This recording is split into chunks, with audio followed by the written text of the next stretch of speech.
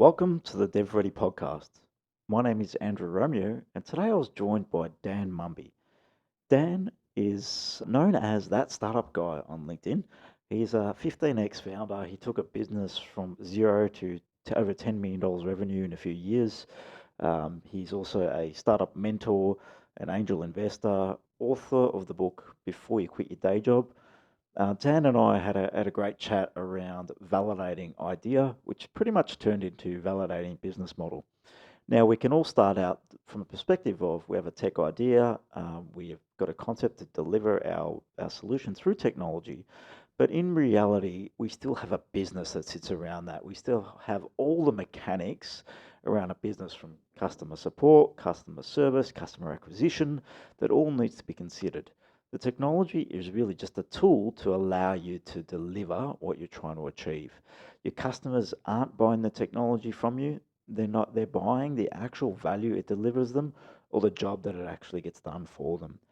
Enjoy the podcast. Had a great time with Dan, and I know you'll get a lot out of it. Today on the DevReady Podcast, we have Dan Mumby joining us today. Dan is that startup guy is referred to. He's written a book. Check him out on LinkedIn. He's a 15x founder, startup mentor, advisor, and angel investor as well. So, Dan, thanks for joining us today on the DevReady Podcast, looking to help out non-techs who are looking to build tech and guiding on that journey. G'day, Andrew. Thanks for having me, mate. Cheers, Dan. Nice to see you again. Yeah, you too, mate. This is a topic that's really close to my own heart. So, Yes. getting the tech side right of your business, it's part of the journey. So, Yes. I'm excited to see where we're going to go today and what we might discover. So, Dan, while you're here today, we wanted to explore validating a business model and what that might mean to a tech founder or pretty much a non-tech founder looking to build tech. So, Dan, what are one of the first steps? I've got this great idea. I've come up, I've got a concept. Now I want to explore it. I'm testing it out with family and friends. I'm getting all this brilliant feedback. I don't know how to build tech. I don't know what I'm doing. What should my first step be? Well, I love the premise of the question, firstly, Andrew, because the challenge with everybody that's got a good idea, and I talk about this a lot in my own speaking and writing and what have you, Yes. is that what is a good idea worth? Well, a good idea of $4 will get you a cup of coffee. So the idea actually isn't worth anything in of itself. No. But it's the place to start. I mean, it's the place around which we formulate a hypothesis of solving a compelling problem or solving a problem or taking advantage of an opportunity that we see in the world. So obviously the idea is the first layer that we wrap a business around. But ultimately what you're trying to build is not a product or a service, but a business that the idea is wrapped around a product, which is wrapped around a service, which is wrapped around an audience, which is wrapped around a market, which is then wrapped around a business, and which then layers might then be that it's investable, and then another layer is that you're building the team, and then you're building the culture of the organisation around it. So the nucleus of any great venture, and I like to use the word venture rather than a business because it's a bit like Columbus travelling from Spain to the New World. It's a venture. You think you know where you're going, but the journey's going to be a little bit different, and you can't predict all the places and spaces. So if you want to think about it like that, when you're going on a venture, you know that you're going to have to do some planning and some preparation. You can't just get on a boat and go. You're going to want to figure out, we're going to a place that we don't know where we're going. Yes. We know we're going to need food and water. We're going to need provisions. We're going to need some skills and some experience. We're going to need a navigator. We're going to need some people to, put the sails up. I'm using the old analogy here. I'm still on the Columbus analogy. But we're going to go on this journey together. And at the moment, it's just me with an idea or a vision. But ultimately, it's going to be a venture. So you've got to start thinking about mapping out the waypoints to what am I going to need for each stage of the venture. What am I going to need to plan? What am I going to need in order to prepare? What am I going to need to start? And then what am I going to need along the way? And these are the things that I like to start thinking about from the very, very beginning. Okay. So in the end, you can have a great idea, but what you're saying, it's not about the tech at all. It's really about the model, the business, and how you're going to frame that to actually serve a customer in the end, right? Absolutely. Yeah. Start with the end in mind and then work your way back to where you are now. You may not know all the answers to the questions, Mhm. but by taking that approach, it starts helping you formulate the questions to other people to get some insight and some guidance and some advice, by being able to ask better questions. Yep. And that's, I think, one of the things I talk a lot about around validating a business model or validating an idea. It's not actually the product or the idea or the tech. Everybody says I'm a tech startup. Well, let's be honest. 90% of businesses these days would meet that criterion. Yeah, you'd say that. So who's not got some form of tech within their business right now? If you've got if you've got a spreadsheet or a mobile phone that you're using in your business, technically you're a tech business. Unless you're a retail business using a cash register. Yes. But let's be honest. So anyone can call themselves a tech business. So would you say not to call yourself a tech business? You're a business, you're a venture. You've got an idea that you want to deliver upon and take the tech out of the conversation because it's just a form of delivery. It's a mechanism of service delivery. You're absolutely right. It's the way that you, or it also might be a mechanism of customer acquisition too. Yeah, it could be. So it might be about how you deliver your service, how you support your customers, how you engage with your audience, or how you acquire them. Yep. It's a tool. So if I'm let's say if I'm going down to the big box hardware store and I'm going to buy a shovel. Yes. Do I want the shovel? No. I don't want the shovel. What I want is the hole that the shovel will give me. The outcome. So when it comes to the tech is your tool. It's your shovel. What you want is the hole that it builds. Okay. In fact, you probably don't want the hole. What you want is the piece of timber that goes in the hole that builds the deck. So you can actually have social gatherings. So you can have a place of joy, social gatherings on the weekend and et cetera, or an outdoor room or whatever. Funny thing is, I'm building a deck right now. So it's a good analogy there. I love the building analogy because I'm doing a bit of renovating myself, and I've just finished my deck, and I got to say, outdoor room, shade sails, misting, chimeneas. Misting. Yeah, I saw those in Bunnings the other day. Yeah. So I thought about when I was designing that deck. Shall we let's use that analogy because that might be easier for people to comprehend rather than the Columbus scenario. Unless you're a student of history, which I am. But the example of building the deck is a really, really good one. You don't start by just digging a couple of holes and putting a couple of posts in and what have you. You've actually got to think about the whole design, the design process. You've got to think about what skills do I have? What can I do myself? What do I need to contract out? Do I need approvals? Is there a regulatory environment or a compliance element that I have to think about, which is often true of many ventures, especially if you're in law or pharmaceuticals or fintech or other spaces. Highly regulated industries, right? So there's a regulatory environment you've got to think about. So do I need a permit to put my deck in? Yep. Do I have the capability? Do I have the tools? Do I have some of the really basic skills that I'm actually going to need?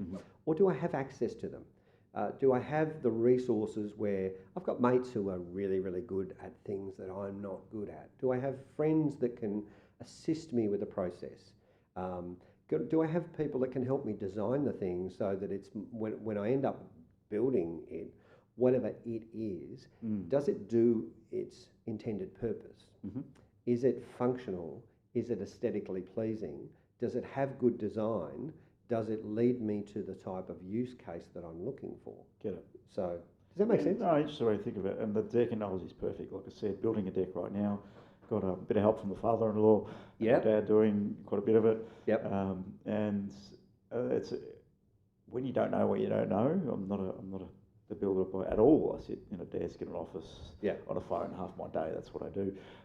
But looking at what goes into it, and you don't realise the actual complexities in design and the impacts that you might have. So we built the deck, and then we had a section off the top, which was probably a little bit high to walk onto a grass area, right? Yeah. So all of a sudden we have to engineer a step into this, which meant ripping off some boards and putting a step in there, but not knowing that, and then you're pivoting basically. Not pivoting, you're adjusting to solve the problem. Yeah. So no, it's a good analogy in terms of how that can actually suit. Yeah, well, I've renovated 7 homes, and so for me the process is now, it always starts for me with a piece of blank paper, a vision in my mind of what I want my outcome to be, and then I design that outcome, and then I can reverse engineer my plans and my designs back to the point of now I go, okay, well I've got, what resources I've already got, what do I need, what's this going to cost me, how do I fund it, and how long is it going to take me to actually go from here to there? Yes. How much of this am I going to do myself, and how much am I going to engage other people to do? And I now, by mapping out that process, I've very, very quickly got a list of resources that I have and need. I very quickly can look at the materials I've got. Now I know what I've got to buy. So, and I can very quickly look up online what the cost of these materials are. So now I start to have a budget, and I can calculate within, and then I can work back and look at and map out each step of the process. And now with each step of the process, I can attach some sort of time component to it. So in the process of building my deck, I actually know that, okay, it's going to take me 60 hours of labour, let's say, and I'm only prepared to put 1 day a weekend into it. Oh, okay. So it's going to take me 8 weekends to get this deck built. Yep. Oh, so now I know roughly what my waypoints and milestones are. And then, I've got Easter coming up, or maybe I can throw in an extra couple of days there, so it's only going to take 6 weeks or whatever. But so what you've done is you've actually, by mapping out the entire process, thinking about where you want to go as your end game, which is build the deck, you've then been able to bring it back to the daily activities that you need to do and the things that you need to think about, and also the gaps that you need to fill in about the things that you don't know that you don't know. Yeah, and you'll find that pretty quickly when you go into planning, right? I don't know what I don't know around a deck, or I don't know what I don't know about tech, right? So how a non-tech would basically need to get some advice on how to build tech, and diving into, and you mentioned something around the deck and knowing the outcome. So from a technical perspective, people come with an idea, but do they really know what the desired outcome is, or do they really know what their customers want? Would be something I'd love to explore there, and how you actually have those conversations with customers and not just within your own head and your own people. Oh, absolutely. So we might come back to the concept of guidance a little bit later, but I did touch on that too. But when we're doing this sort of mapping out process, we're really staying at a high level.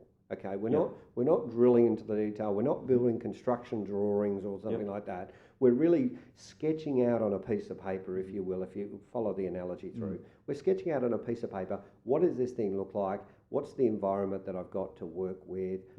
And how much room and capacity, and also comparing that not just to what I'm trying to achieve, but what is my capacity too? If I've never picked up a hammer before or a drill, then I might look at this and say, well, you know what, I might need to contract out some more of this process and maybe just project manage some of this rather than be hands-on and do the work.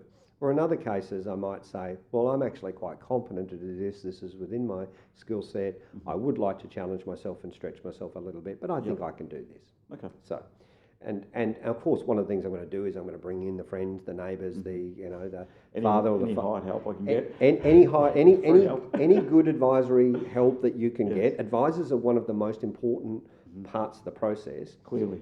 Because you're going to stand back together and look at it and arms crossed and think about it and, circle around it a bit, I say this a lot, circle around the problem a lot. And this is how you actually discover whether you have a real and compelling problem. It's actually about having people that you can ask questions of and getting that insight and that perspective and their experience. And it's the questions that really matter as you're mapping this out. So validating an idea. It's like you said, asking the right question. So, but you don't know what you don't know too. So just be prepared to explore, right? So have the conversations and ask the dumb questions. Don't be shy of not asking a dumb question. Well, yeah. I mean, a lot of people talk about, I should build a product, a minimum viable product, and test it and get it out there. And I'm not a fan of that methodology because I think the problem with running to that MVP is that too often you're answering the question before you even know if you're asking the right question. And so let's stay with the deck analogy for a minute. You might say to the boss, and because remember here, the Chancellor of the Exchequer who holds the budget and also the design element and final approval on all stages of construction must be obeyed. Let's be honest. And if you're going to put together a design thing, you're going to have the honey conversation. You say, honey, what do you want? And she's not going to tell you what she wants. She's going to tell you how she wants to feel as a result of the project finishing. Correct. Yeah. Okay. It's in the space, in the environment. Yes. Not about how how it looks and feels. It's more what you're going to use it for, right? Are we going to use cedar? Are we going to use redwood? Are we going to use all of those are irrelevant questions. She'll leave the detail up to you. But what she wants is a nice, relaxing outdoor space that she can entertain with, for instance, or, it's the edge around the pool or whatever the process is. Yes. And so you've got to then figure out, am I asking the right question? Honey, how do you want to feel? What do you want this to be? Because then when you know what that looks like, now you know you're able to start asking the right questions. Mm-hmm. What you very, very quickly find in venture land or startup land is that people start going down rabbit holes very quickly. They think they're solving one problem, when in fact, you can get 3, 6, 12 months down the journey of a venture and realise that you're actually solving the wrong problem, or that you didn't understand the problem you were attempting to solve, or you had no perspective on the pain of the audience that you were solving the problem for, or that it wasn't relevant to you, or that you weren't passionate about it. So, yeah, interesting. So instead of going down that path, how do you know you're solving the right problem? Is it better questions? Yeah. It's always about better questions. And I liken I love a good analogy. I don't know if you've ever come across the movie I, Robot with Will Smith and James Cromwell. Yeah, I have seen it, but a long, long time ago. I think it's probably about 20 years old. Yeah. It's a classic movie. It was actually based on, I think, on an Arthur C. Clarke book written in 1955 or whatever. Okay. So it's an absolute classic story. The version that I saw, or the Will Smith version, I don't know if there's been other versions, Will Smith is a police detective, and his mentor, James Cromwell, has been killed. Okay. And so his mentor has left him a series of holograms, or an AI has created a series of holograms to help guide Will Smith in finding his mentor's killer. But the hologram cannot give him the answer. It can only tell him when he is asking the right question. And that's the phrase that I always have in the back of my mind. Is this the right question that I'm asking? Because if I ask the right questions, I'll get maybe not the right answer, but I'll get better my right answers. Oh, as I don't know who said this, but as the saying goes, ask a better question, get a better result, right? Yeah, absolutely. Get a better answer. So when you're looking at questioning, you need to be questioning from perspective of even challenging your own thoughts and the people you're talking to, challenging them around the way they're approaching it. And maybe asking a better question is asking 20, 30, 40 questions at once just to dig in, right? And don't be shy on digging in. Absolutely, yes. And again, to stay with the deck analogy, you don't necessarily know at the time all of the start. What material are we going to use on the deck? Well, I don't know, but we're not at that point of asking that question yet. Or how do we seal the deck? Well, we don't need to worry about sealing the deck. Not right now, no. Not right now. We need to know the answer to that later, but we don't need the answer to that now. What we might want to be worrying about is, can we afford it? Start with the planning questions first. Start with the journey questions. What are we going to need to get started? Whose help are we going to need? What have we got now? Where are we starting from? And can we get to completion? Can we get to success from where we are with what we have, at least in the planning stage? I talk a lot about in your planning process, but certainly in your venture process, of having what I call go, no-go points. And it's really, really important as you're mapping out this venture journey to build in some go, no-go points. Sometimes you'll get to the point where you realise that you actually cannot get to success from where you are with what you have. And I talk a lot about this when I'm mentoring founders, because often a lot of founders will say, well, I'm looking for an investor. Okay, well, investors don't invest in ideas, they invest in businesses. So what resources have you got to go from here to becoming a business that will become investable? Because there's a lot more people out there pitching for money than there is money available. And unless you're in the top 5% of businesses, not ideas, you should not waste your time attempting to pitch for money, because only the best 5% of ventures will actually get investment. Okay, so it is a tough game out there. It's a tough game.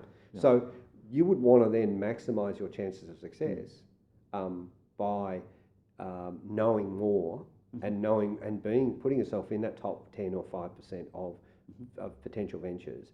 And also recognising that, you know what, if I can't get to success from where I am with what I have, and I don't know how to acquire the resources, maybe I'm better off keeping my powder dry. Okay. As Richard Branson says, ideas are like buses. There'll be another one along in 5 minutes. Yes. So I'd like to think that sometimes you actually don't need to run full tilt at an idea. Just because it's a good idea doesn't mean, you know, I'm told by reliable people that once you're in the process of building a venture, that one of the most important elements is timing. I've been, you read out at the beginning when you introduced me that I'm a 15 times founder. Yes. And my first venture straight out of the gate was a highly successful venture, generating $10 million of revenue from a standing start in 3 years. Yeah, nice. Okay. Yeah. But repeating that's challenging. What I've realised in a number of ventures is that I was either too early, and sometimes, in a couple of cases, I was 5 years too early. In a couple of cases, I was too late. Yeah, okay.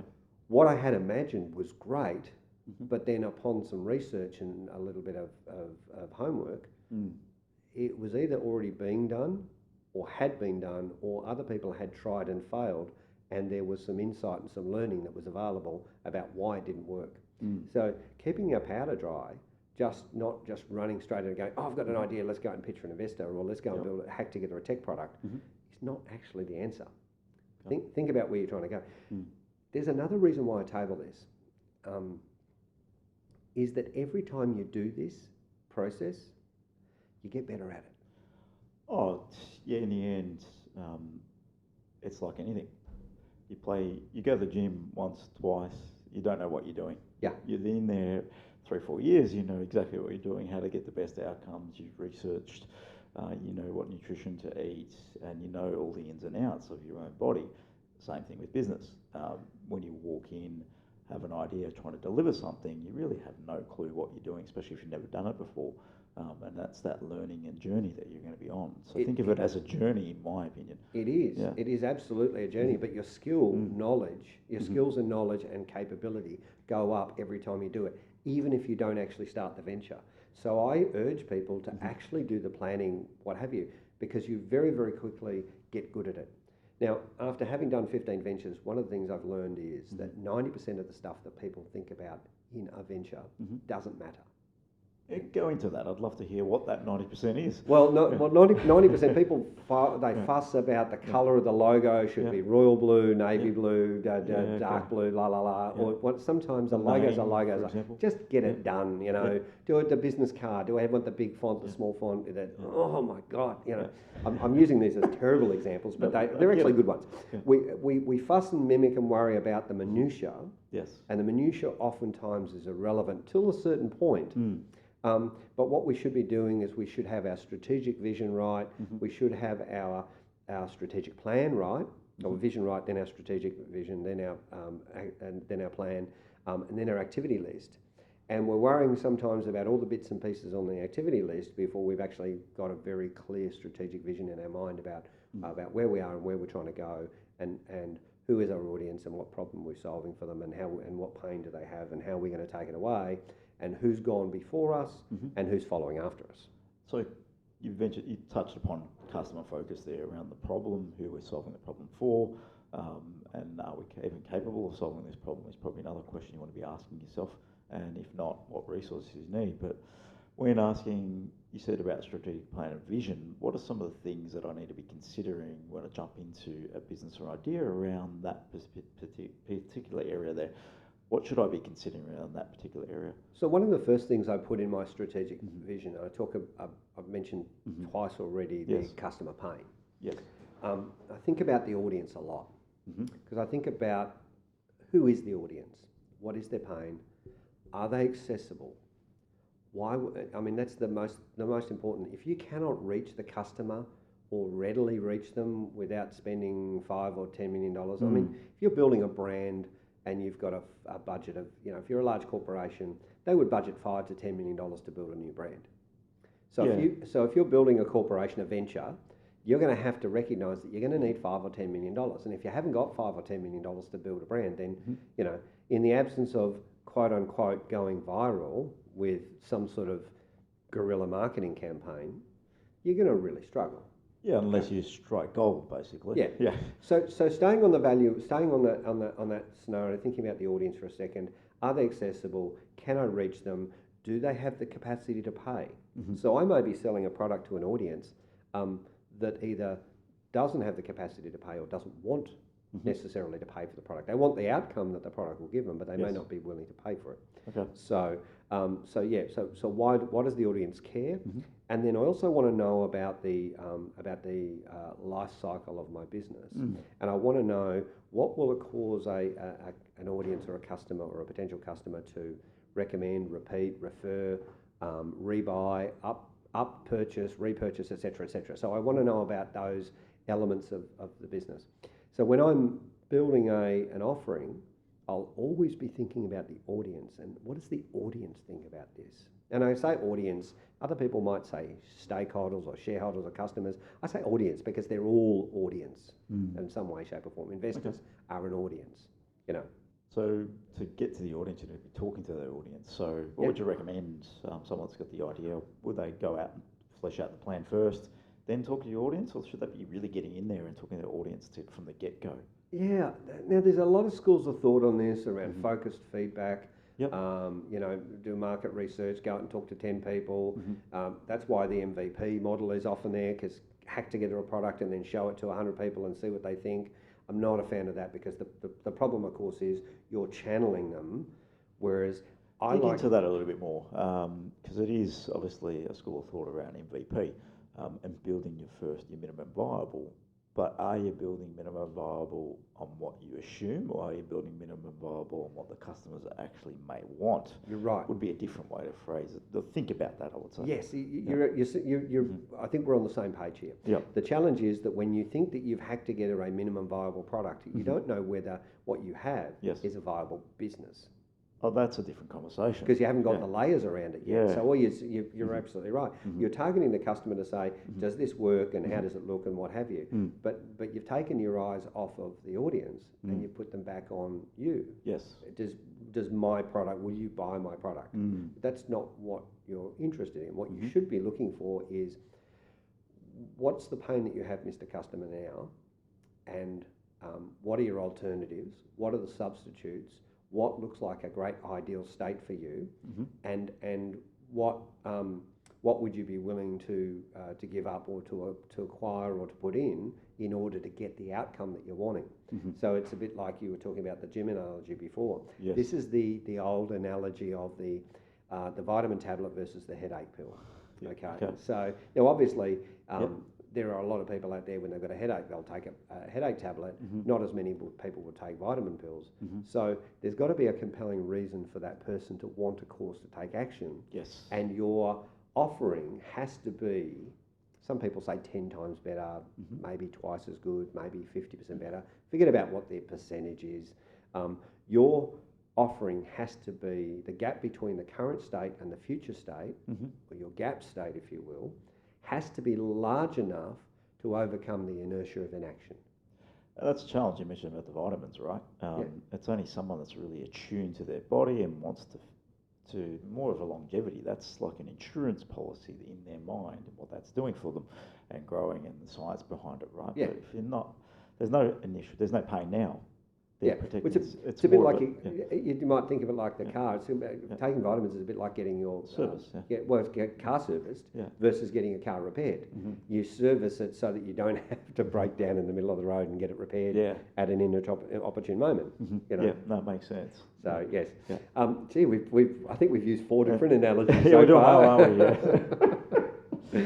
Yes, so the thing we were just touching before about minimum viable product. The thing that I love is the concept of minimum lovable product. MLP. I've heard you use this before. Lovable is obviously not about your product anymore, right? So someone who's going to be loving that.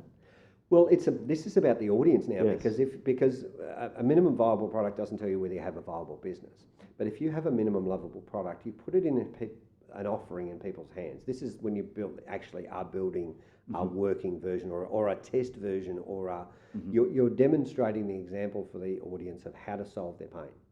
And if you put it in their hands and they go, oh, that's really cool. Yes. You want to hear the 3 little words. That's really cool, yes. That's really cool, or I love this, yes. Or where can I get it? These are words that you want to hear, because it tells you then that you are intrinsically developing, you've built into the model that you're building, or the offering or the service delivery model, you've built in enough desire or appetite for the audience to actually want to overcome their inertia. It's one of the most important things you can do. If a customer's not interested or has no desire for your product, you're not going to sell many, right? No. So now I get the point, minimum lovable. I still feel that's more of an end result.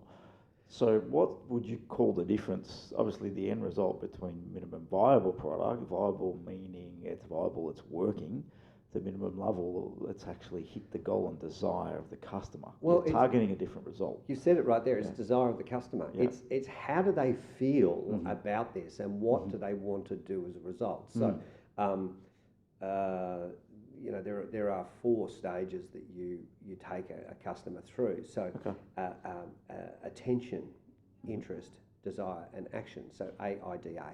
AIDA. Okay. AIDA. Yep. A minimum viable product might get the customer's attention, and for a certain percentage of them, you'll get their interest. And it's interesting. It's got bells and whistles on it, and gizmos, and it's the latest. It looks okay. Yeah, it looks all right. It looks it's clean. But the problem is, of course, that your business isn't viable based upon the ones on the small amount of fanboys and fangirls that you'll get that you'll show the product to. So if you show your product to 100 people, and then you base your decisions based upon the 5 people who are fanboys that go, oh, I love this is great, what have you, and then they cause them to take action. Yes. It's only a very, very small percentage of the people. Yeah, 5%. It's not a big market. Not a very big market. Remembering that you ideally should be showing your product only to people that have the pain that your offering is attempting to solve, or that you're iterating around the compelling problem that the audience has. So to get to minimum lovable in this phrase, we'll continue to use it. I've put a strategic plan together. Am I talking this through customers? What am I doing? Am I questioning customers? Is that where I should be? To get to minimum lovable, to define what that is, should I be working with the customer to define that, or should I go and build that in a quiet corner? Well, your strategic plan, theoretically, if you talk to 100 customers about that are in the target audience, okay, let's assume that we're a target audience of 100 people who have the pain.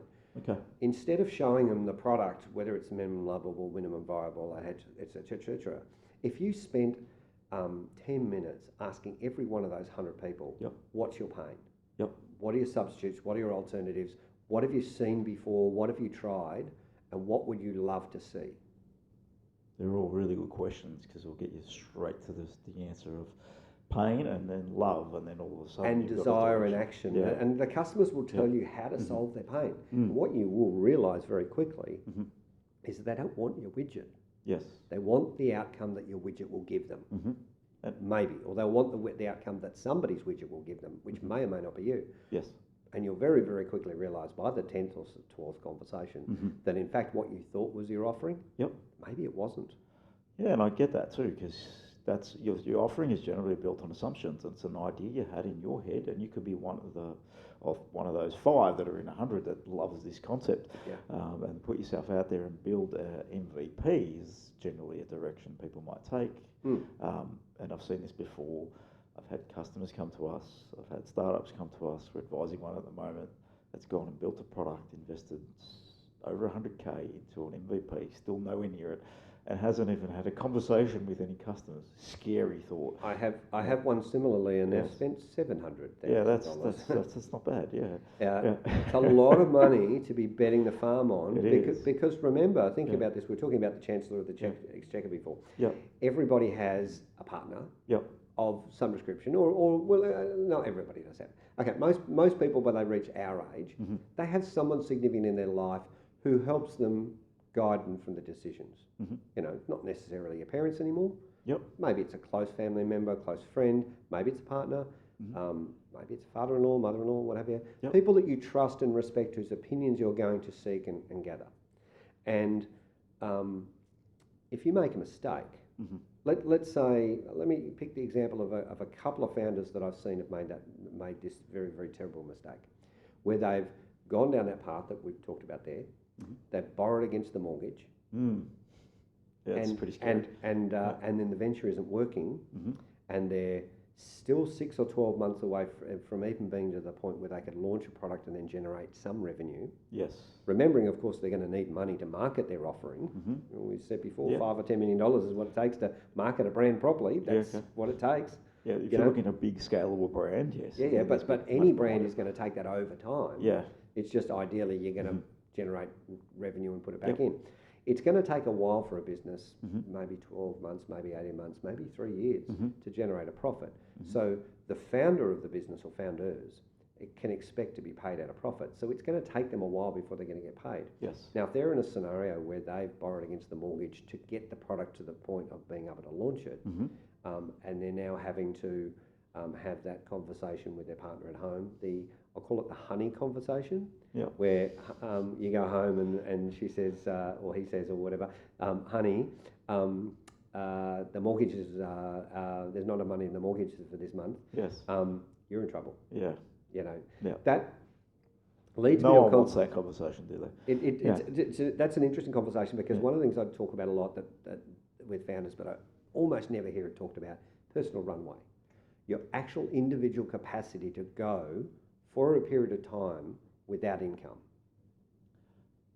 And that's obviously a big saving bank to be able to do that, right? Or working 2 jobs, 3 jobs, whatever it needs to So be. I love a side hustle because I think a side hustle is a great way to go because Yep. all of this stuff that we're talking about around the planning and the strategic vision and all of that can all be done from the safety of your after hours and weekends. Yes.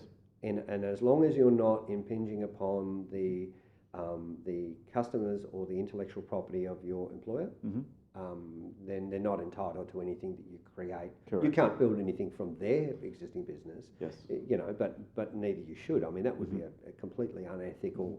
I couldn't espouse to working with anybody who is trying to white ant their customer or their boss. It's not a good position.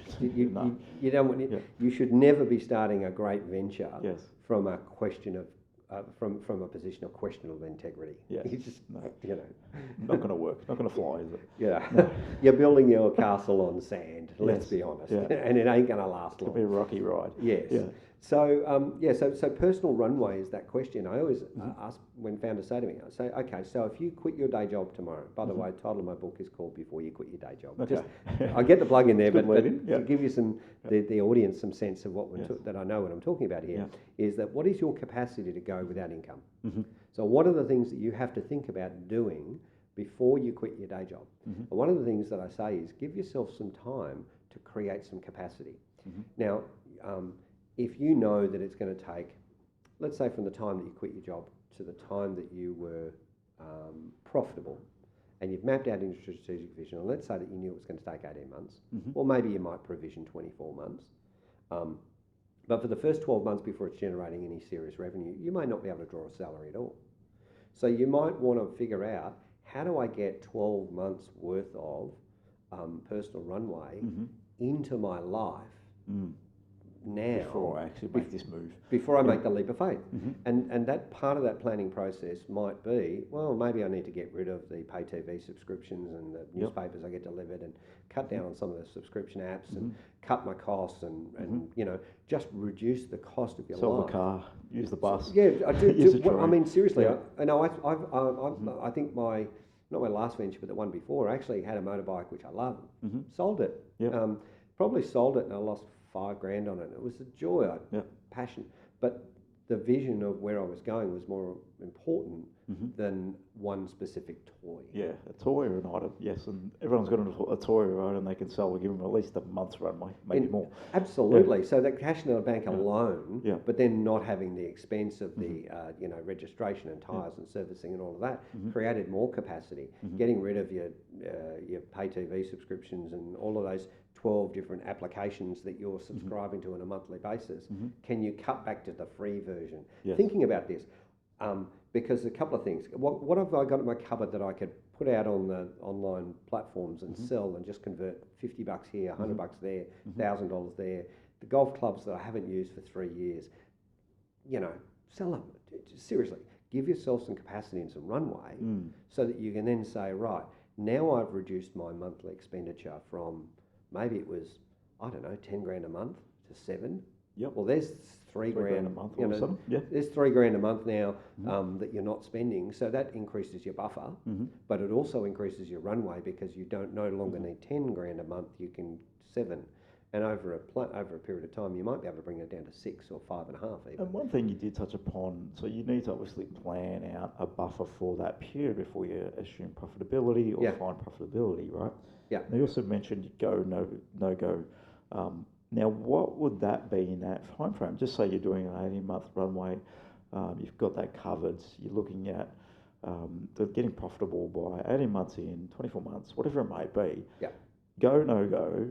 How would you bring that into your strategic plan, and what things could you consider as a part of, maybe I'm running this for 3 months and then I find what? Should I stop? Should I keep going? What are the things that may halt you and maybe change your thinking? Well, in the same way that you're going to have a personal runway, you're also going to develop a business runway. And so by having a buffer, a cash reserve, if you will, you're then going to be able to allocate, and with approval from the boss at home, about saying, okay, honey, we've now been able to create an asset of 10 grand. I'd like to keep 5 grand of that as a home buffer. Yep. So we've always got an extra 5 grand, and I'd like to put 5 grand into starting the business. Okay, so you might start with a thing. And then at some point in your strategic plan, you're going to design in your, you're going to do a financial plan. So you're going to do in your projected marketing costs, your potential milestones, all that sort of thing. And you're also going to have an expectation of how much the things are going to cost you. So you're going to have a profit projection there. Yep. So that's going to feed into your business buffer. You're then, from that projected profit that you're going to be making on a monthly basis, you're going to be able to then pay staff and pay people and grow and expand and buy stock and build more product or what have you, or expand the business. Now, one thing you mentioned at the start of this conversation is an idea, and everyone's got one. Now, we're talking not about a concept or an idea that we're trying to build tech for, are we? We're talking about a full business and how we're going to operate it, how we're going to manage it, and working that out at the beginning, not going to just build some tech. Absolutely, because you're going on a journey here. You are Christopher Columbus going to the brave new world, and it may not, fresh water, you're surrounded by sea, so you're going to have to take all your fresh water with you. You're going to have to take your food and provisions with you for an indeterminate period of time that you think might last you 3 months. But what if it's twice as far, and what if it took you 6 months to go on the journey? You can't just get to 3 months and then turn around because, hang on a minute. I'm stuck in the middle of nowhere. We're out of food, I mean, what can we do? We're out of water, we're out of provisions, we're at, or the wind stops and suddenly what you thought was going to get you there and isn't going to get you there in the speed that you wanted to get to. So you actually have to think about having, a contingency buffer in there. And the reason I like to map out the venture journey for every venture, and I've done this for every venture I've ever done, the reason I like to map out the venture journey is because now I know that I'm prepared for the things that I should be prepared for. So I only have to worry about the unplanned contingencies. The things that are going to happen that I can't see. But it's not that the things that happen that I should have seen, and this is where the go, no go points come into play. I'm now planning for things that I can see. So I can plan for running out of money. I can plan for not having enough money in the mortgage. I can plan for not drawing down $100,000 out of the mortgage and not telling the missus about it, and then having to have that honey conversation. Because if you've ever been in a scenario where your partner says to you, honey, if you don't go back to work on Monday, go back to your professional career, we lose the house and the kids, and we'll be out on the street and la la la. And because so I have my I might explain this a little simpler. I have my 42 laws of success. But 42, I have just 42. Why 42? Yeah. Answer to life, the universe, the meaning of everything, of course. but the first 3 are the ones that matter. Okay. Number 1 in a venture, have fun. Yep. I mean, it's going to be hard. You're going to know that. You can see that from the beginning once you start mapping out a strategic plan. So if it's going to be hard, why not enjoy the process? Have fun with the challenges and the difficulty. Relish them. Look forward to it. It's like going to the gym. It bloody hurts when you're lifting those weights. Push those last couple of reps out. It's going to hurt, but you're going to have fun with it. When I'm in the gym and I'm working out, I'm in a hiatus at the moment on that. But normally speaking, I'm loving the process because I know I'm focusing on the outcome and the result. And so I love the process. I do like the pain. The second thing is never bet more than you can afford to lose. And so having that buffer and having that strategic plan means that you are not only fully informed by it, you're able to involve other people in the decisions of that process. You're able to get some guidance around that. You're able to ask people, is this a big enough buffer? Should I use more? What provisions am I going to need? What contingencies do I need to be thinking about? So you're now ideally asking better questions around your go, no-go points. Get it. And the third thing is 90% of ventures that you will start or imagine are going to fail. Yeah, and be aware of that. Design it into the process. You've got no guarantees. So if I didn't bet more than I can afford to lose, and I follow law number 3, which is figure out how to stay in the game between ventures, I'm keeping my powder dry because my go, no-go points say, oh my God, XYZ Corporation in the US has just released a product which is 97% better than ours that we were designing, and if we launch, we're dead in the water. A go, no-go point might be that by the time you get to launch, before you launch, is that you actually do another quick scan around the market. Because when you did your original business planning and your market research and your competitor analysis, there might not have been anything going on, and suddenly there are 3 or 4 other companies that are out there. Yep, and that's what you said, ideas come from everywhere. And everyone has, like an idea is, if I find it funny when you talk to a founder and says, I've got this brilliant idea. Can you sign an NDA? That's one of the things I find funny. And you think they're the only person that has this idea, and it's never come from anywhere else, and it's not taken from something else.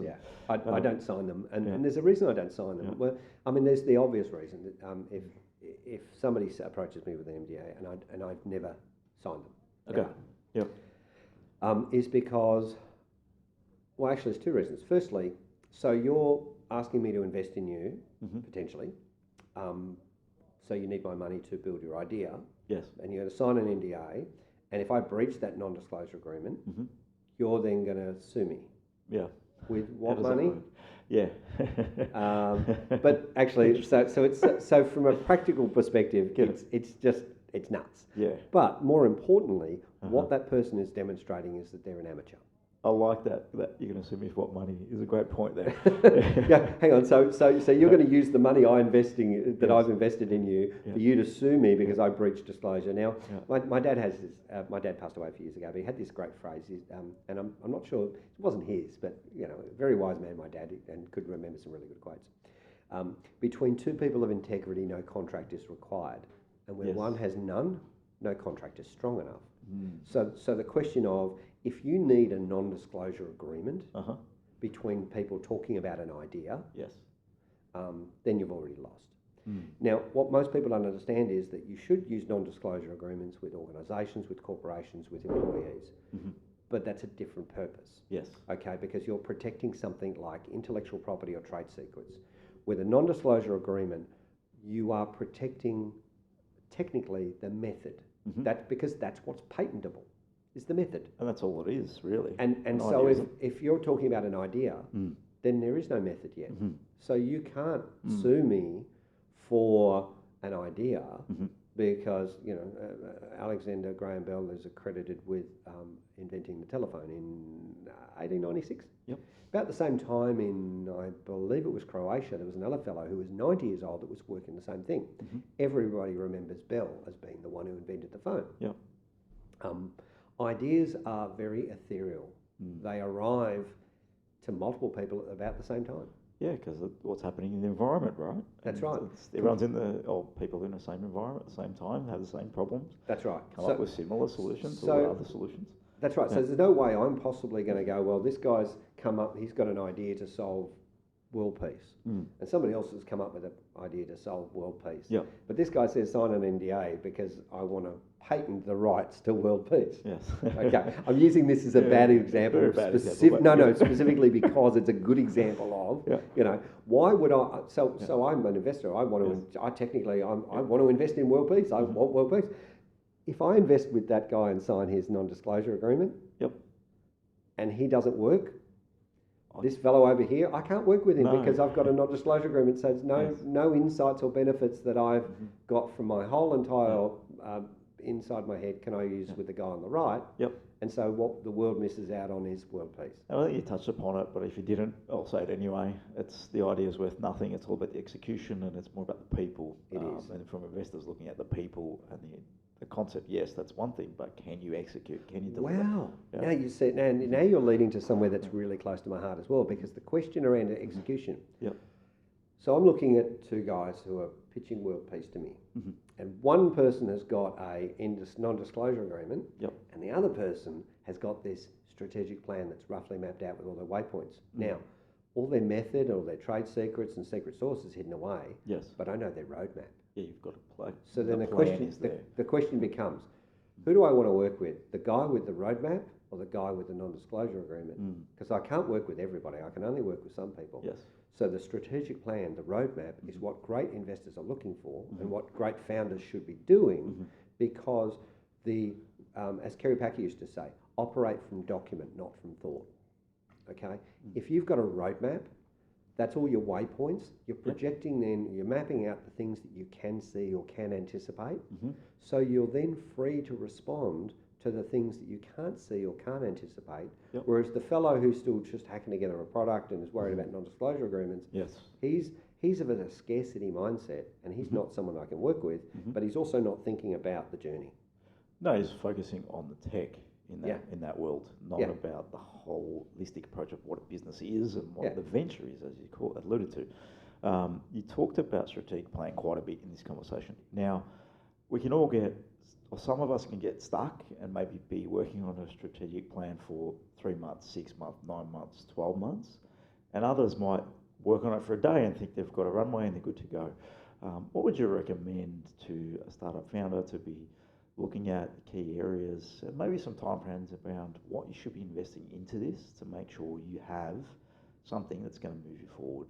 Okay, so I think I can give you a really good summary here of some of the most important elements along the process. I said before that 90%, we didn't really sort of get into it, but I said 90% of the stuff doesn't matter and 10% does. Okay, so think about the number of ventures that you've done. If this is your first time up at bat, yes, and if this is the first time you've done anything like this, then I think you should spend a good 6 months circling around this. 6 months, okay. Absolutely. And remembering, of course, that we talked about creating personal runway as well, that 6 months time frame is not spent in isolation, because you're not only going to be thinking about the audience and the market, you're going to be talking to people, you're going to be asking questions, but you've also got some time to build and prepare some runway. Okay. And get some insight. Maybe you might need to do a course at a local TAFE around financial management, because every venture is going to be living and dying by its numbers. And if you, again, I was saying about Kerry Packer before, the other phrase I love about Kerry Packer is that Kerry Packer knew more about his numbers guy than his numbers guy did. Kerry Packer didn't do his numbers, but he knew more about it. If you don't know your numbers in a business, if the math doesn't work, the business won't. Yes. Okay. So if you're not great on numbers, two things.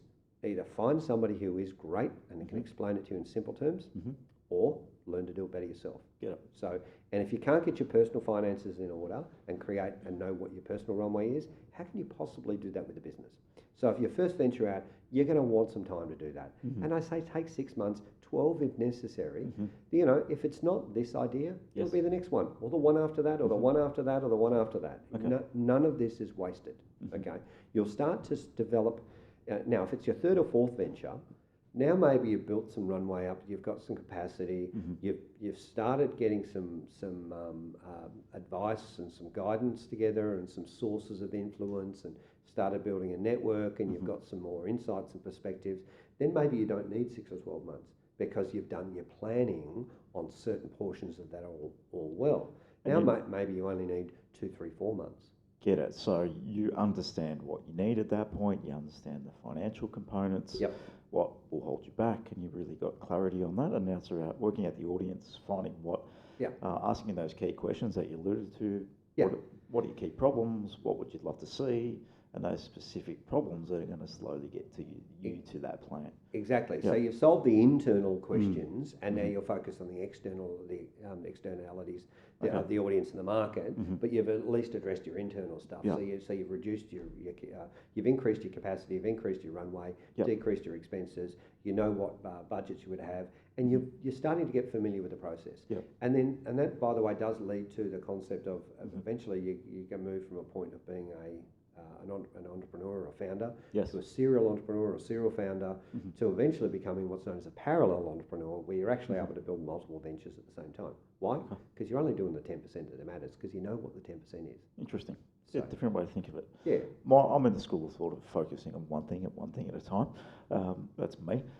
Just driving that home, and I find that it delivers better outcomes when you're just pushing pretty hard on one objective. And for some people, that's perfect. For me, I have a singular vision, but I Yes. have multiple ways of doing that because That's different. I'm a polymath, and so I'm interested in lots and lots of different things. For me, my capacity to see the big vision is actually about standing back and looking at the whole picture and joining the lines between dots. For some people, the best way they work is absolute laser-like focus, and that's fine as long as you're making sure that you're doing not just doing things right, Yes. but you're doing the right thing. And that's a better question. Are you doing the right thing? Doesn't matter if you're doing a great job at something that doesn't mean anything to everyone else, right? Yeah. You need to do a good job at what people care about. I suppose I could come back and summarise this 100 different ways, but I maybe want to iterate those three laws that I said. Is again in terms of figuring out what my process of validating an idea is. Have fun. And there's another reason for that too, is because if this is something that I can't find a way to have fun with, and I'm creating a business or a venture around it, like there are certain industries that I would never be involved in just because I don't like those industries, or they don't feel like they're ethical, or I couldn't enjoy them, or I don't feel like I can have fun in them. So I wouldn't do them. Because if you're going to be in a business for 20 years, or a venture of 5 or 10 or 20 years, and you're going to live it, then shouldn't you want to love it? Yeah, you need to love what you're doing. Yeah. And if you're not going to love it, stay in your day job, I think. Yeah. You may not love that either, but at least you don't have the headaches behind trying to run a business and build a team, build capacity, and actually serve customers. There's a lot more that goes into it than just rocking up at 9 o'clock and leaving at 5. Oh, absolutely. Yeah. And that's the important thing. And the second thing is, is don't bet more than you can afford to lose. If you're on a journey with your partner together in life, then the last thing you want to do is put an idea or a venture in the way of jeopardising that long-term relationship. You might have kids, you might have goals and visions and plans together of your own, and the last thing you want to do is put all of that. I think we've got rats on the roof, big bloody rats. The last thing you want to do is put that long-term relationship in jeopardy. So yeah, certainly don't do that. Keep your powder dry. Yeah.